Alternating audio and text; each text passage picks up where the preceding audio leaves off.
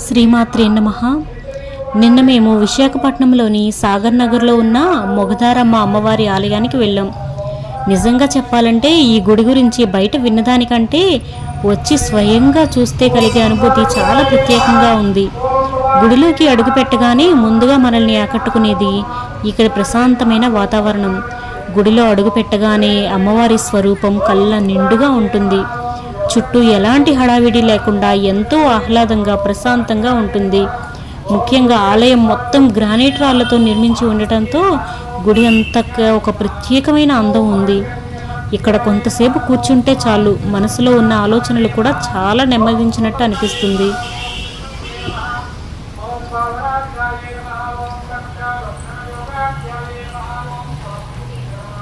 అమ్మవారి పుట్టుకకు సంబంధించిన ప్రదేశం కూడా ఇక్కడే ఉంది. పుట్టిన ప్రదేశం పక్కనే అమ్మవారి గుడిని ప్రతిష్ఠించి ఆలయాన్ని నిర్మించినట్టు చెబుతారు. ఇక్కడ ఒక్క అమ్మవారు మాత్రమే కాదు, 3 దేవతా స్వరూపాలు ఇక్కడే కొలువై ఉన్నాయి.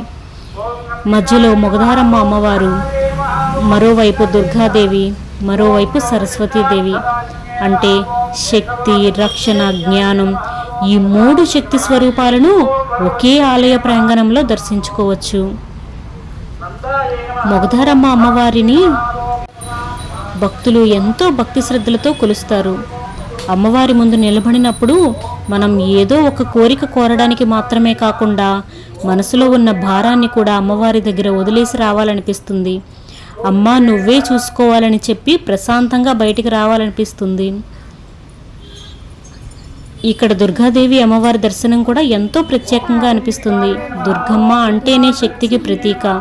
మన జీవితంలో ఎలాంటి సమస్య వచ్చినా మనకు ధైర్యం కావాలి, మనసుకు బలం కావాలి. అందుకే దుర్గమ్మను దర్శించుకున్నప్పుడు ఒక రకమైన ఆత్మవిశ్వాసం కలుగుతుంది.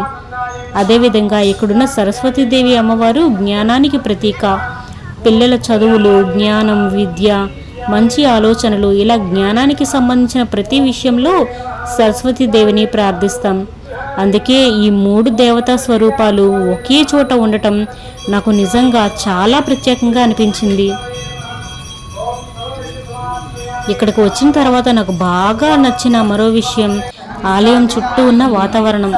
సాగర్ నగర్ ప్రాంతం కావడంతో సముద్రానికి దగ్గరగా ఉండే ఆహ్లాదకరమైన వాతావరణం ఒకవైపు, ఇంకోవైపు ఆలయంలో ఉండే ఆ ప్రశాంతత, ఇవి రెండూ కలిసిపోవడంతో ఇక్కడ కొంతసేపు గడిపితే మనసు చాలా ప్రశాంతంగా అనిపిస్తుంది. రోజు మన జీవితంలో ఎంత బిజీగా ఉంటామో కదా, ఇంటి పనులు, బయట పనులు, బాధ్యతలు, టెన్షన్స్, మనకి మనమే సమయం ఇచ్చుకోలేని పరిస్థితి.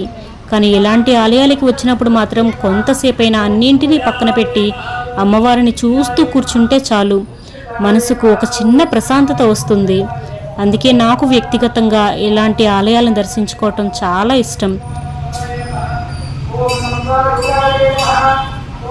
ఇక్కడ నిర్మాణాన్ని చూస్తే చాలా అందంగా ఉంటుంది. ఎండలో కూడా ఆ రాళ్ల నిర్మాణం ఒక ప్రత్యేకమైన అందాన్ని ఇస్తుంది. ఆలయంలోకి వెళ్ళి అమ్మవారిని దర్శించుకున్న తర్వాత ఒక్కసారి వెనక్కి తిరిగి ఆలయ ప్రాంగణాన్ని చూస్తే ఇంత ప్రశాంతమైన ప్రదేశం మన విశాఖలోనే ఉందా అనిపిస్తుంది. విశాఖపట్నంలో మనం బీచ్లు, పార్కులు, ప్రసిద్ధ ఆలయాలు, ఇలా చాలా ప్రదేశాలకు వెళ్తుంటాం. కానీ ఇలాంటి ప్రశాంతమైన, స్థానికంగా ఎంతో విశిష్టత ఉన్న ఆలయాలను కూడా మనం తెలుసుకోవాలి. ఎందుకంటే ప్రతి ఆలయానికి ఒక కథ ఉంటుంది, ప్రతి అమ్మవారికి ఒక స్థల పురాణం ఉంటుంది. ఆ కథలను తెలుసుకుంటే మనకు ఆలయంపై ఉన్న భక్తి, అనుబంధం మరింత పెరుగుతుంది.